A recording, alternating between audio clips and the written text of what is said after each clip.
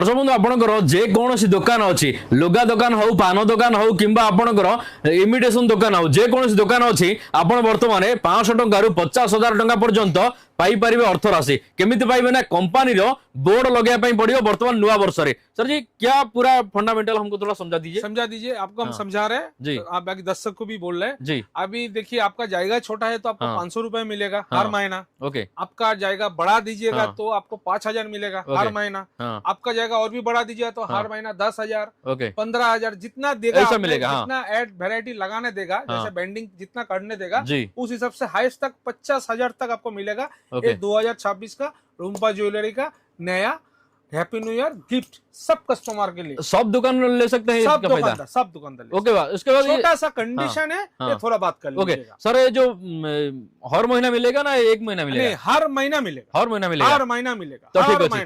तो प्रति दुकानी बर्तमान लाभ पाई परिबे रोम्पा ज्वेलरी बोर्ड आपन दुकान आगे मारिबे आपण प्रति मासरे 500 टंका 50,000 टंका पर्यंत पाई परिबे अर्थ राशि। नंबर दिहला कंपनी सहित जोगाजोग करंतु ए नंबर रे। Condition apply.